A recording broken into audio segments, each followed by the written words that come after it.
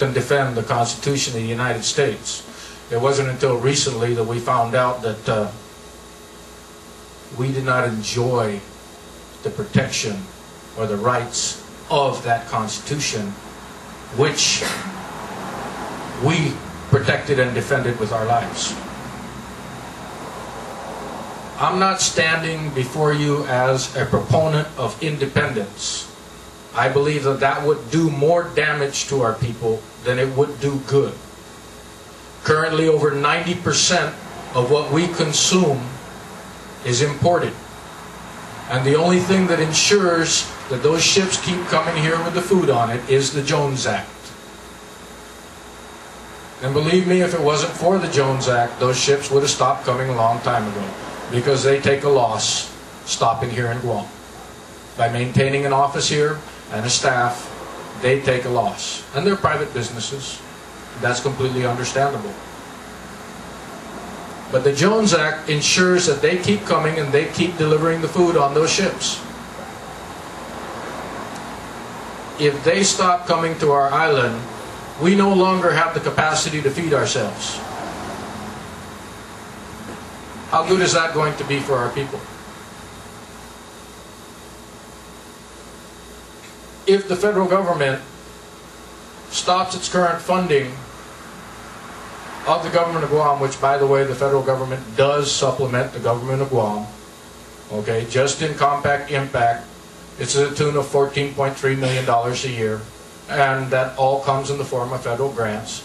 And there are also additional funding sources through the federal government to supplement the government of Guam. One of them is the school lunch program, which, interestingly enough, is done under the Native American Act.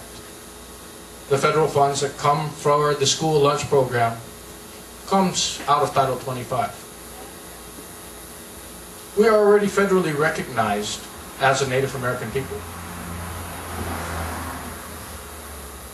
2 years ago, we filed articles of incorporation and bylaws and became a nonprofit organization. We are also state recognized, fitting under the parameters of Title 25. We developed a low-cost housing program in the 70s, and we are in conformance with the housing parameters under Title 25 as well. Now, what benefits could we afford? What benefits would we be eligible for? Should we register as a Native American tribe? Well, first of all, when we become registered as a Native American tribe, the Native American Naturalization Act pertains to us, and we would automatically be naturalized as United States citizens and enjoy full constitutional rights. Currently, if you are a statutory citizen, you do not have the right to file for naturalization to become a constitutional citizen. You're stuck. We're stuck.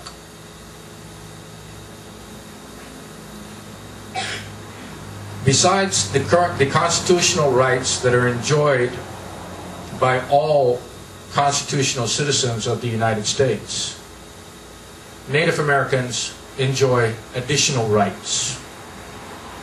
They have the right to discriminate based on race in order to preserve and protect their culture, their heritage, and their race, but only on their lands.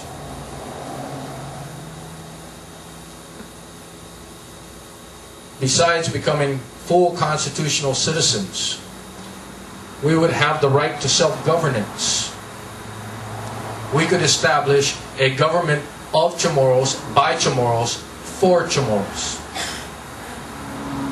And the Department of Interior would help us establish that government. Part of the registration process is the development of a constitution under which that government would be run. And that constitution would have to be approved by the Department of Interior as well as the United States Congress. And the parameters of that constitution are not too difficult to follow. We would not have the right to have anything in our constitution that would violate the United States Constitution, insofar as how we govern ourselves and our own people. we would have the right to discriminate against anyone who is not a Chamorro on tribal lands or within the tribal government.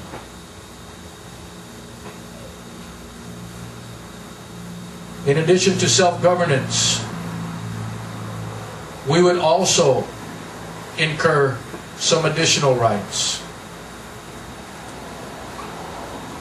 In the free enterprise side, the tribal government would have the right to form commercial companies, and those companies would be given preferential treatment on any federal bidding process, up to a 30% difference in price.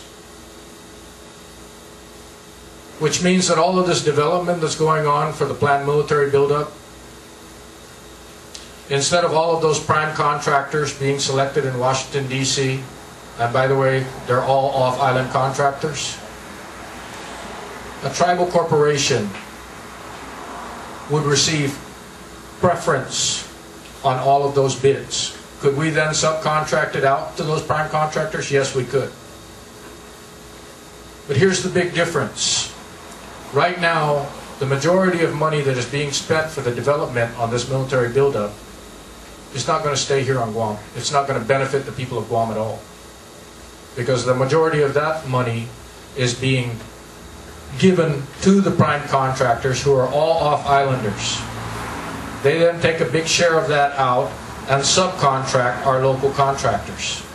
And oh, by the way, GRT is not paid on any of those contracts, because they're being conducted on a federal reservation. If it were the tribe being contracted, the subcontractors of the tribe would be required to pay GRT to the local government, because they would not be the prime contractors. In addition to the commercial aspect, you have the Indian Health Services, whose job is to ensure that all Native Americans have accessibility to health services. We have a big problem on our island with health insurance, a very big problem. And that problem is very simple. We are overcrowded, and there's too many people receiving health services and not paying for it. And that's driving the cost of insurance up, up, up. Because the service providers are taxing those of us that do pay. They're charging us more to compensate for the services that they're providing to people who are not paying. And the compact impact that we are getting in the form of grants is not enough to cover the difference. It doesn't go to those health providers. So we continue to pay more. Native American status would remove that. The Indian Health Services would incur the costs of providing health care to the tribal members. Whether you be here or in the States, Indian Health Services incurs that cost. And they would either build a hospital here for us, or if they thought it would be more cost efficient, they would contract with private service providers and GMH to ensure that we got our health care, and if necessary, yes, even Naval Hospital, to ensure that the tribal members got their health care. We would receive educational benefits, such as, once again, either building a Chamorro college, wherein it would be free for all tribal members to attend, or contracting the University of Guam to provide those services free to tribal members. And once again, that is also a benefit that could be used at other tribal colleges off-island, to include Hawaii. Hawaii has colleges set up to receive Native Americans. We would receive housing benefits. For those tribal members who fit the parameters